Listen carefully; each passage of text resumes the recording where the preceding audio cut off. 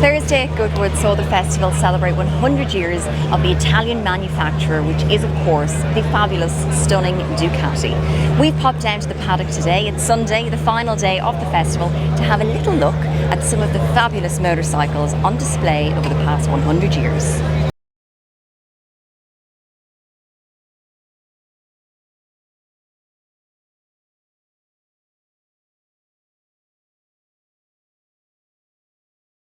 On our travels through the Ducati paddock, we have found quite a special bike, and one that James is quite familiar with. It is, of course, the 2005 Ducati Desmo Sedici. He's going to tell you a little bit more about it, and when he rode it, and who he rode it with. What a Ducati to ride, honestly. It's 2005, it's a GP05, you see in the background. This one was actually Loris Caparossi's. The one I rode would have been Sete Gibernau's older bike. So I rode this at the end of 2005. I did the WCM in MotoGP. It was a private bike.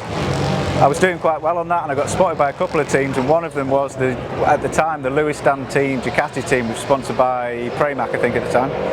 Anyway, long story short, they gave me a chance to ride at Valencia. There's always a test at Valencia, MotoGP, 2 days after it. So everyone goes and celebrates, they come back. Some of the Moto2 guys will move up and test a MotoGP bike. A lot of the guys were going from the 2005 to the 2006 season, would have been riding their new bikes. So I was out with the likes of Stoner, Nicky Hayden, bless his heart, all the fast guys basically. So the whole grid there, and I finished, I think, 9th. I was about 0.7 off Casey, which I was quite happy with. But yeah, what an experience. I'm still thinking back now, getting goosebumps. It was a hell of an experience for me. I was 24, I think, at the time, 25. And I got to ride this bike all day. Granted, it was on Dunlops, and at the time there was a tyre war, Bridgestone, Michelin. Dunlop were coming in for their first time. And I think we ended up about 1.2 seconds off first place. So in MotoGP, that was, you know, nothing to be sniffed at.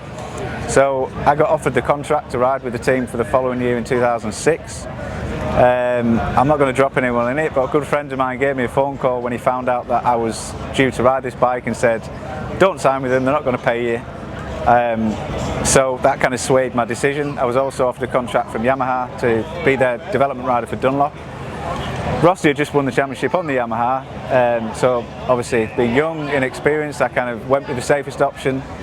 Thinking back now, I don't have any regrets in my racing career, if I'm perfectly honest with you. I think everything happened for a reason, but the one thing, given the chance again, I would have given my right leg to ride this bike for that 2006 season. It was, and still is, the best bike I've ever ridden in my life. I always remember clicking 5th gear down Valencia, start-finish straight, and the thing was still wanting to wheelie and rip my arms off. But at the same time, once you got into the corner and opened the throttle, the thing just, all it wanted to do was turn. And I think that's why I got on with it so well. So yeah, I kind of regret not signing with the Ducati.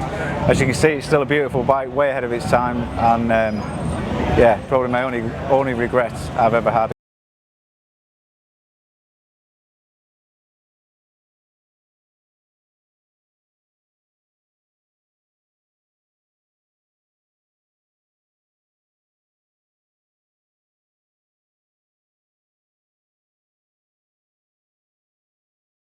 100 years and 20 years since I rode this thing, so it is special. Obviously a big thank you to everybody at Goodwood for inviting myself and Holly here to experience this with everyone here. Catching up with all our old friends, chatting with Kevin Swamps yesterday, not name dropping, but Kevin's a good friend of mine. I just don't really get to see him that much.